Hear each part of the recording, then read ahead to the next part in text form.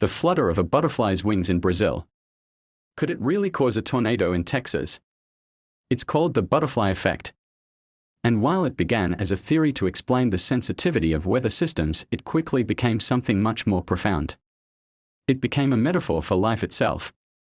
What if the tiniest actions you take, the seemingly insignificant choices you make every day, actually shape the entire trajectory of your future? What if they shape other people's futures? The idea is both inspiring and terrifying. You missed a bus and met someone you never would have met. You smiled at a stranger and unknowingly kept them from giving up. You hesitated before a decision and everything changed. We tend to think of life as being shaped by the big events, where we go to school, what job we take, who we marry. But what if it's the small, invisible moments, the ones we don't even notice, that carry the most weight? If the butterfly effect is real, then every moment matters. Every breath, every step, every word. But this also raises a much deeper question. If everything is connected by a chain of cause and effect, do we actually have free will? Think about it. You didn't choose to be born. You didn't choose your genetics, your family, your childhood, the beliefs you were taught, or the first language you spoke. You didn't choose your initial fears, your early traumas, or even the chemicals that regulate your moods.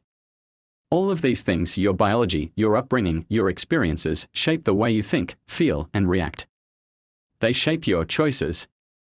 So, are those choices truly yours? If you're a product of a complex web of influences, are you really free? Or are you simply acting out the next step in a chain you didn't start? Some scientists believe that free will is an illusion. In one famous experiment, researchers found that the brain begins preparing for a decision several seconds before a person becomes consciously aware of making it. In other words, your brain may have already decided before you think you have.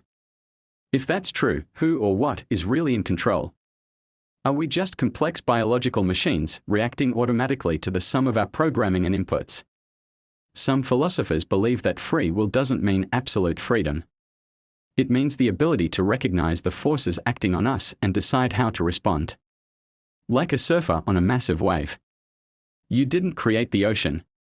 You can't control the current. But you can shift your balance. You can choose how to ride. That may be what free will actually is. Not freedom from cause and effect. But freedom within it. A kind of conscious resistance. A moment of awareness that breaks the automatic chain and begins a new one. Because while you may not have chosen your past, you do have a say in your next step. Even the smallest act of intention can shift your direction. One pause. One question. One new choice, and the ripple begins. Imagine how many moments in your life have already been shaped by someone else's unseen ripple. A teacher who believed in you. A friend who introduced you to the right person. A stranger who held the door. Now imagine how many you have shaped without ever knowing it. You are not disconnected.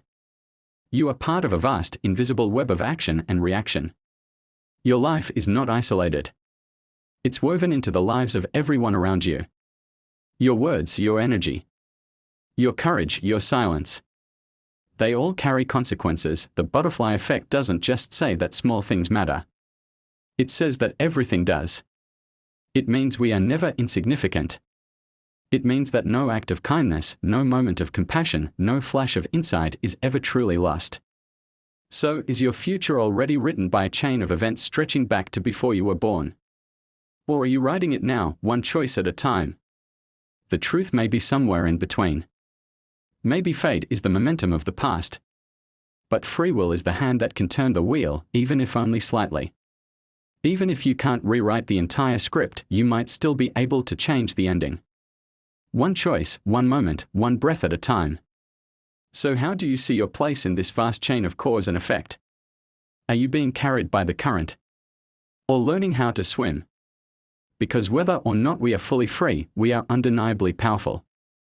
And the future is not fixed. It's fluid. And it's waiting for your next move. What will you choose?